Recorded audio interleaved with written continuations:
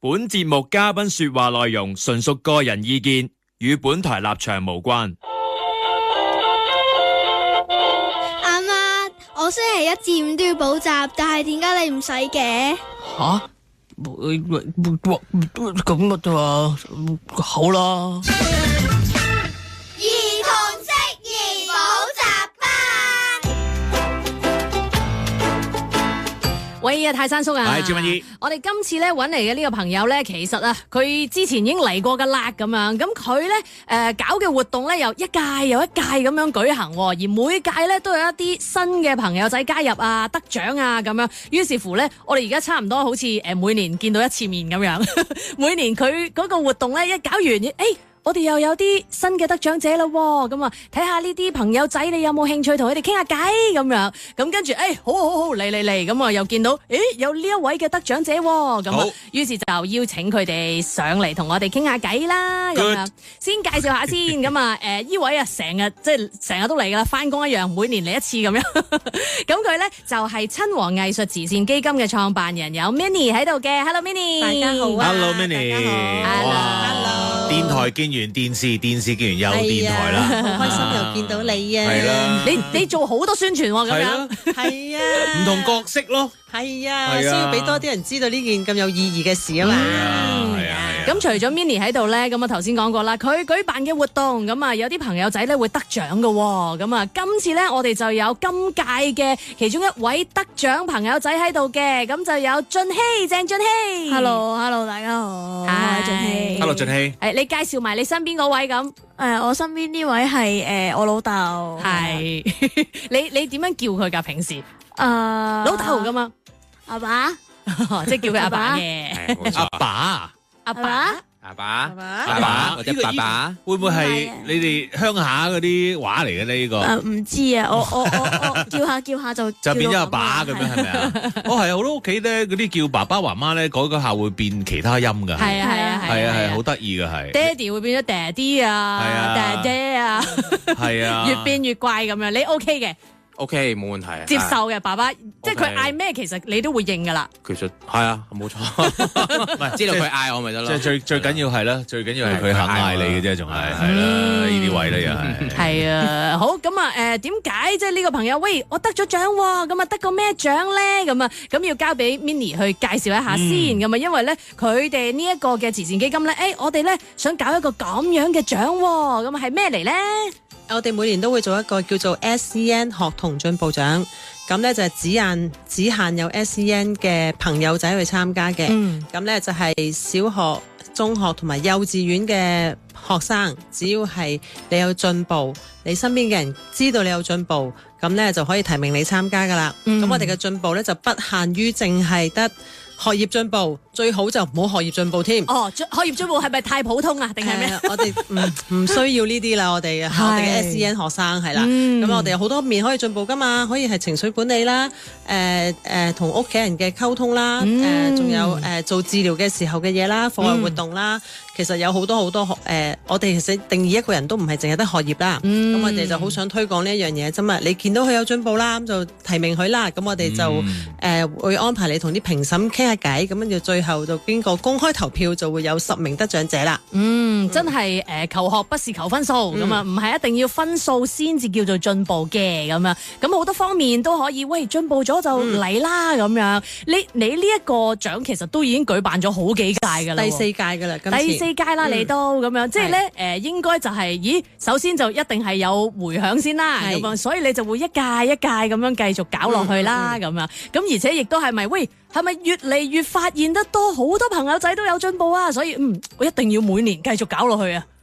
經過我哋好大力咁宣傳話最好唔好學業進步啦，咁大家都會有啲俾啲學業進步嘅例子入嚟嘅，但係我哋都會發掘其他嘅方面咯。我驚你咧話最好唔好學業進步啦，因為即刻大家一時之間唔知攞啲咩出嚟啊，因為太習慣啦。我諗大家都係好習慣就係一講進步，佢本來70分而家80分啊，咁樣呢個係好似好容易。開頭第1、2屆好多都係咁咯，而家即係講多幾年之後，大家都明白啦。就識得攞啲其他嘢出嚟啦，咁樣，咁跟住攞下咁啊，嚟到第4屆噶啦噃，咁樣，咁又講下啦，咁啊俊熙，咁啊今年係咪第一次參加呢一個獎咧？冇錯。你點知道有呢一個獎可以參加嘅咧？好似係學校嘅，因為我哋學校獻咗嘅小學係手語雙語共同教育計劃嘅學校啦，咁所以咧每個年級都會有一班係共融班，咁咧就會有一個學校嘅老師同埋 Selco 老師，咁就協助教學嘅咁樣。咁咧就係學校嘅 Selco 老師咧就俾咗張 form 我啊，咁咧老師就推介我啊，提名我去參加呢一個獎咁樣咯，即係覺得幫我填咗。俊熙，你有進步哇！同埋咧頭先聽你講我先知，哎呀，你要叫聲師姐，原來我哋校友嚟㗎。我係啊，我唔知道你係讀呢間學校㗎，哎呀，好開心啊！因為我要講翻先，因為咧阿俊熙一嚟到嘅時候咧，咁我都同佢講咗一句，喂，你做嗰套戲好好睇啊，好欣賞你啊，做得好好啊，咁樣。因為咧俊熙可能大家咧會可能喺啲報道嗰度咧，亦都會有見過佢個名嘅，因為咧佢之前就主演咗一套電影咁啊，就都幾大迴響嘅。你要唔要自己介紹下？你會唔會好習慣介紹㗎啦？已經。呢個看我今天怎麼說入邊飾演童年資訊，童年啊嘛，咁有成年版㗎啦，成年版嗰位咧就係修二哥。遊學修就係嗰一套咧，講關於聾人嘅一套電影嚟嘅咁樣，咁嗰陣時都好多話題嘅，即係大家講即係我哋入到場嗰陣時點睇㗎咁樣，即係因為佢哋真係有陣時佢打手語嘅喎咁樣，咁然後即係大家會討論下，睇嗰陣時要點樣啊咁，佢有時係靜嘅喎，大家靜啦嗰啲咁樣嘅，咁而阿俊熙就喺裏邊咧就演繹阿修細個嗰陣時嘅嗰個小朋友版本嘅咁樣，咁所以咧，大家可能亦都唔知會唔會喺啲訪問嗰度睇過，就係阿俊熙都可以介紹翻，咁你自己本身你又識手語喎，咁樣，咁你聽力方面點樣嘅咧？係咁咧，我本身咧係一出世就係天生嘅，咁就係中度聽障，咁就大約係喺50至60即係分貝呢一個區間咁樣啦。爸爸佢係咪咧好習慣即係present 呢樣嘢俾人聽嘅？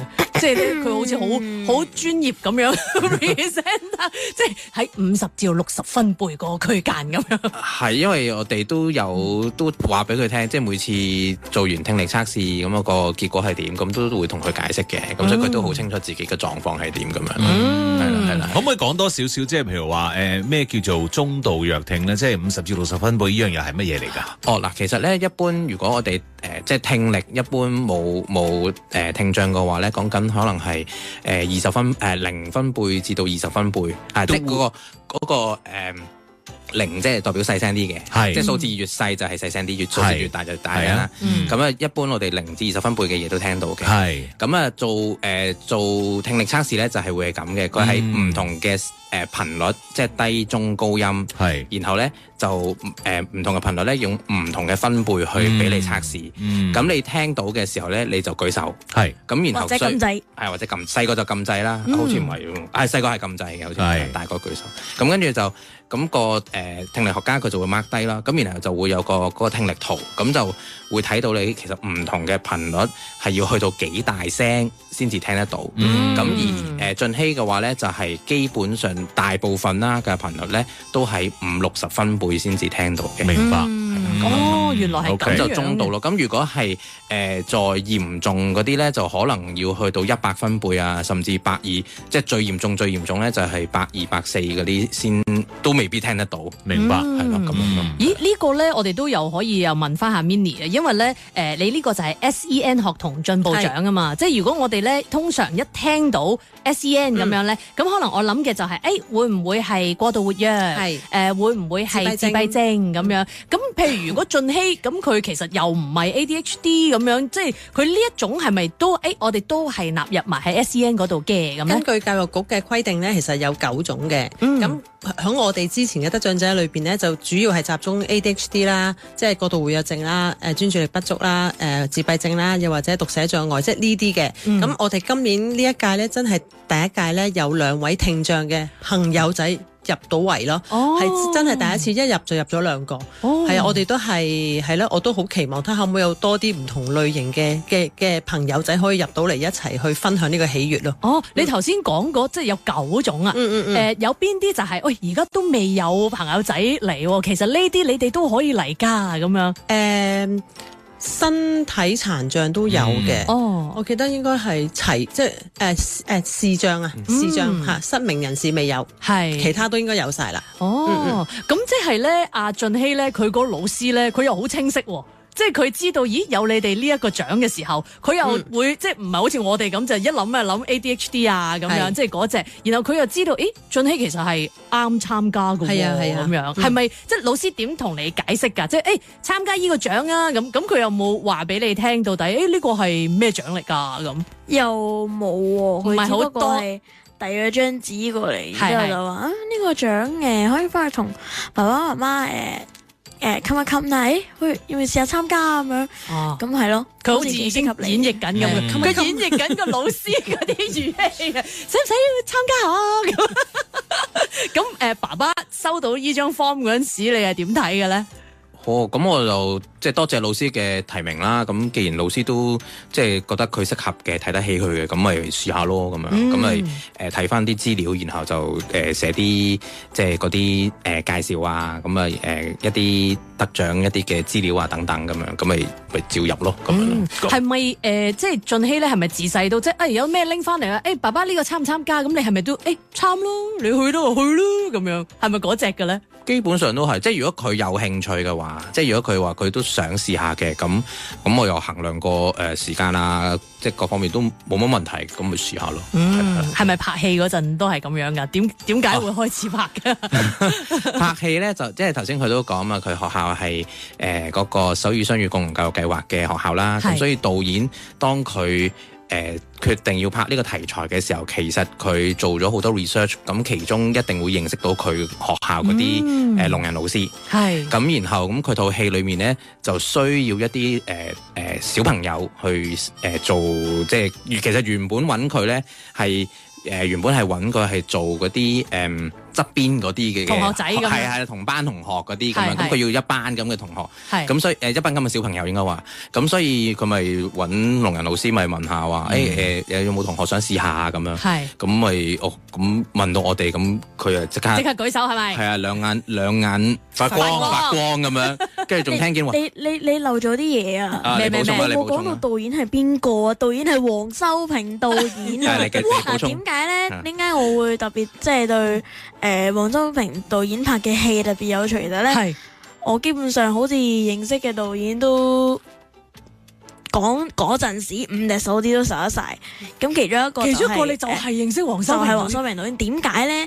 因為咧佢係拍狂舞派噶嘛。咁狂舞派嘅男主角就係樂命。咁咧我中意看 Mirror 噶嘛。咁所以咧就自然就會識黃修平。唔怪得知，我想哇，黃修平你都識咁樣，諗得咁緊要嘅你喂，其實你好似係 Mirror 掕出去咁。你有冇跳舞㗎？有冇跳舞啊？我冇啊，不過搞錯。好細個嗰陣時玩過下咁樣咯，咁但係冇興趣。咁你 Mirror 你中意邊個？拍下啫。Elton 最中意個。OK。咁嗰陣即係有得拍戲咁啊去咯咁啊。係啦。亦都因為你自己其實係有喺學校嗰度都嚇，即係有晒經驗啦。啲眼做咩嘢？咁樣有晒經驗啦。有咩經驗啫？有咩經驗啫？你都係喺學校有玩呢個英語話劇團咁樣啦。OK。咁所以就即係不嬲都行開呢條路啊。係佢係好細個就已經係。即係我哋形容佢係一個 stage boy 嚟嘅，佢好中意舞台，即係幼稚園開始已經係好中意舞台咁解，好中意舞台表演。咁所以幼稚園開始已經即係老師嗰啲幼稚園有時都會㗎嘛，有啲劇啊做下咁樣，咁都係揾佢去試下。呢個咁樣嘅性格，食呢行飯啊！呢個性格一定係嚟自一係爸爸，一係就媽媽。你覺得係嚟自邊個咧？阿仔媽媽。唔緊要嘅，可能咁就係嘅，結合出嚟嘅。你兜唔翻噶啦，你第一句話媽媽，你太遲啦已經。真喎？點解咧？爸爸係一個好似好內斂嘅演員喎，如果係嘅話，我嘅感覺係啦，演內心戲多。咁咩啊？你做咩啊？佢而家督緊佢爸爸嚇，大家睇唔到嘅呢個劇情係啦。佢係咩咧？係點講啦嘅咧？爸爸爸爸係係真心話啦，講啦。平時會唔會教書好啲係，真係即係爸爸做戲唔得啊！而家唔得，爸爸淨係可以教書啊！爸爸而家對住你都做緊戲啦，大佬。我淨係睇到無言兩個字。唔係，但我亦都睇到有啲 sweet 嘅，就係 sweet 梗係因 sweet 為啦。 12歲嘅男仔，即係同大家傾偈嘅時候，講到爸爸都仲會喺度擁下擁下爸爸，我覺得係好 sweet 嘅呢樣嘢，即係證明佢哋嗰個關係咧，都一定係有翻咁上下。佢哋兩個都好 sweet，其實而家大家都睇唔到而家，我哋形容一下，佢哋喺度互相好篤嚟篤去。係啦，即係我都覺得，哎呀，好 sweet 啊咁樣。喂，咁但係 Minnie，我想問下，即係譬如話呢一個獎咧，SEN 呢一個學童進步獎咧，你就係會同好多唔同嘅學校去講嘅，係咪㗎？係啊，我哋呢2年係做咗好多功夫去散播呢個消息啦，所以咧真係好多學校好好啊，即係推介咗好多學生入嚟咯。咁我想問下，其實如果要參加呢一個獎咧，即係要攞呢個獎或者參加一個計劃啦，係有冇嘢要做啊？或者係有啲乜嘢係要有預先準備啊？咁樣咧？填表咯，填表跟住同埋將佢你覺得佢有進步嘅地方話俾我哋聽咯。即係譬如佢係情緒管理嘅，咁你開頭嗰個起點係點樣啊？有幾咁唔好啊？到而家有幾咁好啊？佢嘅進步位係乜嘢嘅？即係將呢啲準備下俾我哋知道咁樣咯。咁你睇咗呢啲，即係接咗好多唔同呢啲咁樣嘅報名朋友之後咧，咁佢紙上面講俾你聽啫，咁你都要去真係係啊。咁我哋咪安排同評審傾偈咯。我覺得咧，佢哋好在咧就係個門檻唔係好高啊。即係你唔使話，喂，家長原來要太多功夫，你可唔可以整個唔知咩 PowerPoint 啊，定係有冇 proposal 啊咁樣？即係又唔使太多呢啲好複雜嘅手續。咁跟住，我報名，我講咗我個狀況係點，咁可能已經下一輪已經就係可以同評審見面咯喎，咁樣。我哋仲可以俾你錄音啦，或者即係因為入 SEN 我哋都知道，可能有啲係寫嘢唔係好 OK 嘛，咁你可以錄音咯，或者錄影咯，我哋都會收到呢啲咁嘅資料㗎。咁我哋就去進行篩選咯。但係你 expect 個爸爸媽媽填嘅啫，定還是你想個學生自己填？因為你話 SEN 咁可能佢哋唔想寫字，想錄音，即係你 expect 個學生自己去填咗佢。我哋 expect 咧就係有可能家長都會有呢一方面嘅難題，咁我哋就方便大家。咁可能你係錄音啊、錄影啊、寫啊乜都得。如果你寫咧，最好唔好超過500字添。你入啲圖俾我咧，即係譬如有啲人好中意影相啊啲，咁啊唔好超過15張咁啊得㗎啦。係，盡量簡單。哇，都即係係好優惠大家，我覺得，因為有一啲可能比賽啊或者係咩獎啊嗰啲，喂要交好多嘢，係啦咁樣，咁就係一個負擔嚟嘅，亦都令到大家會有少少卻步嘅，即係就會咁係咪要參加啊？咁樣好多嘢做喎，搞唔掂啊咁樣，可能就未必會。咁但係你就想，喂，我就係想最多人知、最多人參與咁樣，所以就最輕便、最簡單咁啊，搞掂啦。聽阿 Minnie 頭先講個語氣話最好500字少啲，我都唔想睇太耐。係啊，我都唔想睇太耐，想15張以下仲好。係啦，2張如果得嘅話咧，perfect。好似嗰啲學校咧面試嗰陣時咧，即係而家越嚟越唔想大家咧個 portfolio 做得太厚，最多係3張紙好啦。講明㗎啦，即係面試嗰陣時，而家你 portfolio 講明嘅，以前一沓咁樣嘭一聲㗎嘛，而家係5張紙嘅啫，頂籠。咁啊，最多俾你底面啦。係啦。喂，等陣間翻嚟咧，我哋又要問阿俊熙多啲，就係，咦，咁到底俊熙進步在啲乜嘢？所以喺今屆呢一個獎度，咦，佢得咗，成功咗，咁啊，等陣間翻嚟，我哋再慢慢傾。